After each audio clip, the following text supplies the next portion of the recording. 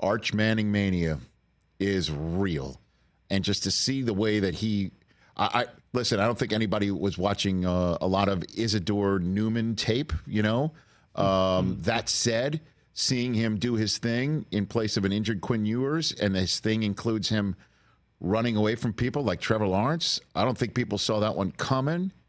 So how real is Arch Manning starting at quarterback for the Texas Longhorns right now? Well, I think it's expected this weekend just because Ewers is still injured or still not 100%. Look, I feel like we talked about this kind of scenario about a month ago. Well, even way before that. Like, I remember the day after, or maybe a couple days after Ewers announced he was coming back, I remember you asked, like, well, what does he do now? And I was like, and it was all off the cuff. I hadn't really thought it through before that. And I just remember thinking, though, well, you went to Texas for a reason because you really believe in Sark, who's brilliant as a quarterback guy and play caller, and you believe in the system and around there, and obviously you want to be there.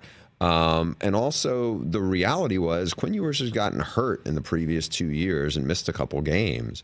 And so it worked. It turned out that, and nobody wants, and Quinn Ewers looked terrific against Michigan and has looked. But so, he gets banged up and in comes, first play, touchdown pass, like a couple plays later on offense, he breaks off like a 70-yard run where he's hitting almost 21 miles per hour. The thing I will say, because I got a chance to spend some time with some of the Texas offensive coaches in Ann Arbor a couple of weeks ago, they really rave about Arch in a lot of ways. Now, he's physically become a lot more developed since he's been at UT. He could always run. He's super smart. They love his demeanor and temperament. And I think the things I'd heard was, he's really come on as a passer and just continued to develop. I mean, it's a great situation Texas has where you have a high-level starter who's played a lot of football, and you have a younger backup who's not only extremely talented, but has like a lot of intangibles, but also, the support system around him is like, yeah, you don't need to go someplace else just to get on the field right now. Just be patient, keep developing. And it's a great problem for Texas to have because it's really not a problem. I mean, they play ULM, Louisiana Monroe this weekend, who's 2-0, but shouldn't be able to hang with Texas. And we'll see what Arch does this week. I mean, I would expect him, he has been as advertised, right? Like the hype around him, he was a 5-star guy. And sometimes you wonder if his name was not Arch Manning, but if was like Mike Davis, would he have been a 5-star guy at that high school, playing at I think there's still a 2A program in Louisiana. But he has a lot of ability, and everybody who's been around him can't say enough good things about him. So I'm interested to see not just this weekend, but how he continues to keep playing. I don't see it's a situation where like he keeps making these amazing plays, and then all of a sudden they're like, oh, Sark's like, now Ewers is healthy, I got to play 2, or I got to manage it. Well, it's not 2 or managing it. It's Brady Bledsoe type stuff. You know what I mean? Like that's the conversation to be had here. And so the first question is, before we even endeavor that, which we will, heads up, you've already gotten it, is what is Ewers' status? What do we know? I mean, injury news, I don't need to tell you, coming out of college programs like Fort Knox. Yeah, I mean, my hunch on this is going to be a couple of weeks. You don't need to rush him back for ULM. Right. I think this is not an injury where you want it's an abdominal injury where you want to really force him out there. He doesn't need to be out there right now. Maybe in a couple of weeks, it may be a different story. Mississippi State Mississippi State just got hammered by Toledo. Arch will be fine in that game. And then they're coming off of a bye, it looks like, and then it's the big one with Oklahoma, right? So yeah, I mean, so that's what, 3 weeks from now. Yeah. That's plenty of time for him, hopefully to heal. Then you go back to him.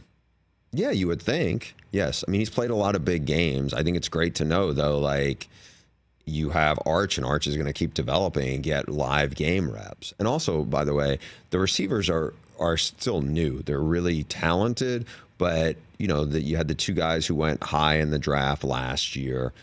Like the timing and all the stuff that goes on. There's a couple of these guys are really young receivers. A couple of them, Silas Bolden and Isaiah Bond had played really well at other programs and come in, but it's just the timing and everything. And I think that's good for them to keep keep developing, and it's a great situation. I would be surprised if it got to the point where Ewers comes back. He doesn't look, they're going to play some really good opponents beyond Oklahoma after that. Yeah, he comes back. It's Oklahoma, then it's Georgia.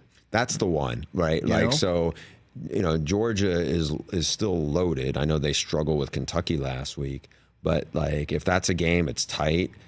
This is putting the cart before the horse to say it, but it's you're down 10 points. Who knows? That's the meat, man, because after that, Vanderbilt, Florida, which is just having a disastrous campaign so far. Arkansas, Kentucky, which just put the scare in Georgia, and then their final game is at Texas A&M. So, it's the Georgia game. I don't want to diminish Oklahoma. It's a great rivalry game. And don't you know you must throw the records out? You have to. You don't have to this year unless they get smashed at Tennessee this week, which could happen. But again, I think because Mississippi State is not, they lost to Arizona State. They got absolutely, pummeled by Toledo. The probably game shouldn't even have been as close as it was, and it was a 24-point, difference. So again, I think Texas is in a really good situation. Well, I agree with you. Is that Ewers is hurt enough where you give him the 3 weeks with 2 games that you should be able to win with your backup, let alone Arch Manning, and then you've got a bye week, and then Oklahoma and Georgia, you'd probably want to have the guy who looked like the Heisman Trophy candidate before he got hurt. Who has played a ton of football and has actually played well on the road.